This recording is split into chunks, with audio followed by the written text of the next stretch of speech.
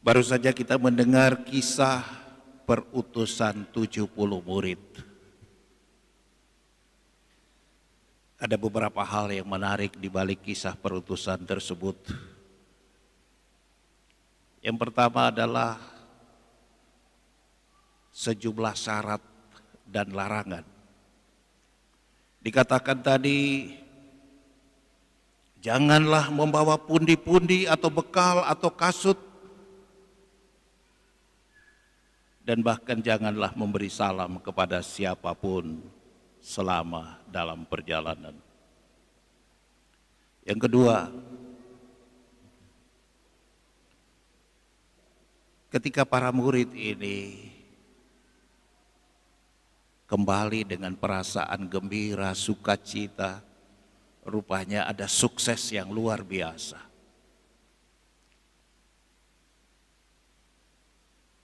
Yesus tidak menanggapinya dengan jempolan, dengan pujian, apalagi dengan traktiran pergi makan, dengan pesta. Tapi Yesus memberikan sebuah warning. Seolah-olah dia mengatakan, baik, syukur puji Tuhan kalian sukses. Tapi Yesus katakan apa, saudara-saudari? Namun janganlah bersukacita karena roh-roh itu takluk kepadamu,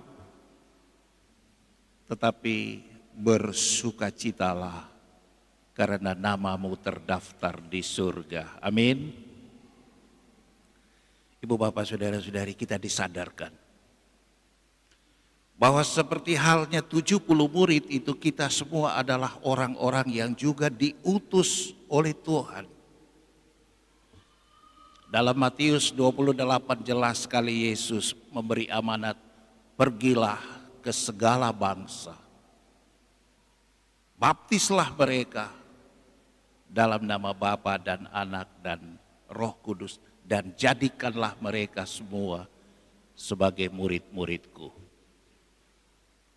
Saudara-saudari, ini adalah amanat bukan hanya bagi 12 murid, bukan hanya bagi 17 murid yang baru saja kita dengar kisahnya. Itu adalah amanat perutusan bagi kita semua murid-murid Tuhan.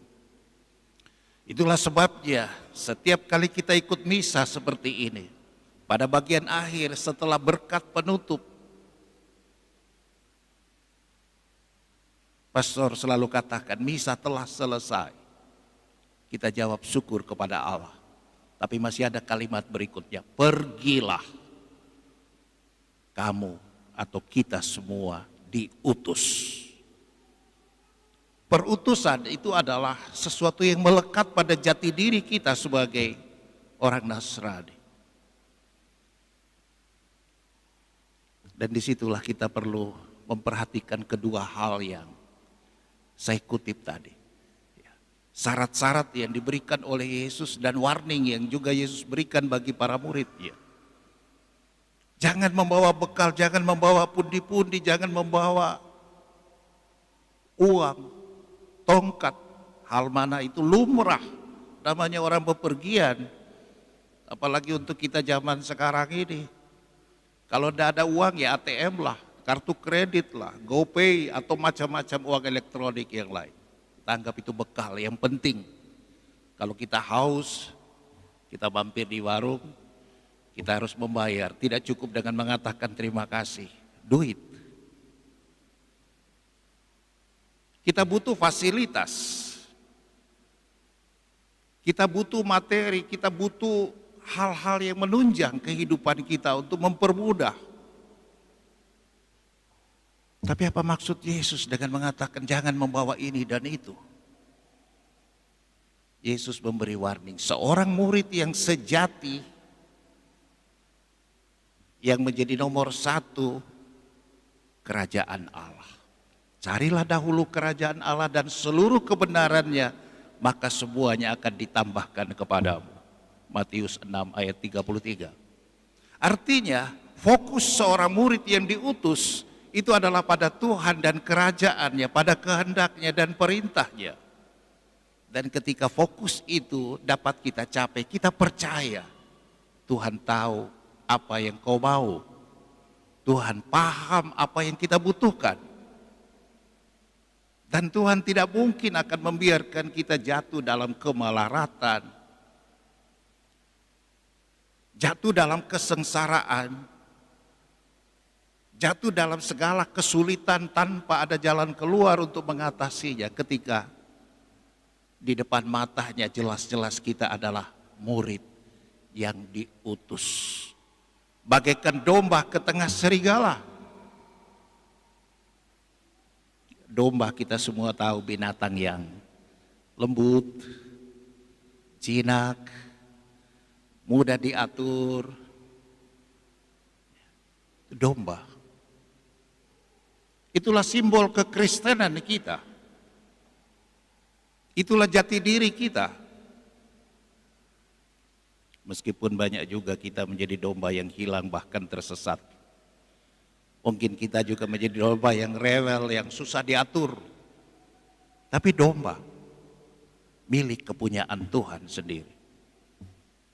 Sementara di sisi lain Tuhan Yesus katakan, kamu diutus ke tengah serigala untuk melambangkan, mengisyaratkan bagi kita bahwa dunia ini penuh dengan segala hal yang sifatnya seperti serigala, siap untuk menerkam kalau kita tidak cukup hati-hati. Dunia yang tidak adil, dunia yang sadis,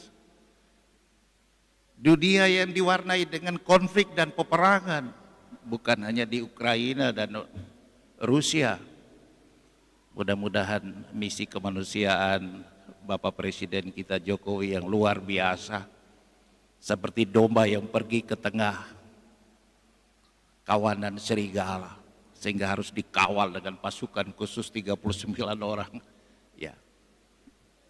Tapi perang itu tidak hanya terjadi di Ukraina dan Rusia. Perang itu bisa terjadi di dalam rumah tangga. Perang itu bisa terjadi di dalam keluarga, di dalam tempat kerja, dalam komunitas, dalam sebuah kelompok apapun. Karena di sana banyak orang yang hidup dengan egoisme. Di sana banyak orang yang hidup dengan kekerasan hati. Di sana ada orang yang hidup dengan iri dan cemburu. Di sana ada orang yang tidak ikhlas melihat kegembiraan dan kesuksesan orang lain. Itulah situasi dunia yang diibaratkan Yesus sebagai serigala. Dan kita diutus di situ. Dan dengan situasi seperti itu, semakin dunia menampakkan wajah serigala, semakin kita sebagai orang yang diutus berserah diri, percaya bahwa Tuhan tidak tidur, bahwa Tuhan yang mengutus pasti Dia melindungi, pasti Dia menjaga, pasti Dia membela. Dia bukanlah Allah yang buta. Dia bukanlah Allah yang cuek, peduli amat. Bukan. Allah peduli. Itulah sebabnya Yesus mengatakan jangan membawa ini. Yang sifatnya bisa membuat kita lupa pada fokus yang sesungguhnya. Fokus kita sebagai anak Tuhan itu adalah pada Tuhan. Dan bukan pada materi, uang, fasilitas dan seterusnya. Disitulah godaan yang besar bagi kita manusia. Banyak orang bukan mencari Tuhan, tapi yang dia cari apa? Berkat. Yang dia cari apa? Mujizat. Yang dia cari apa?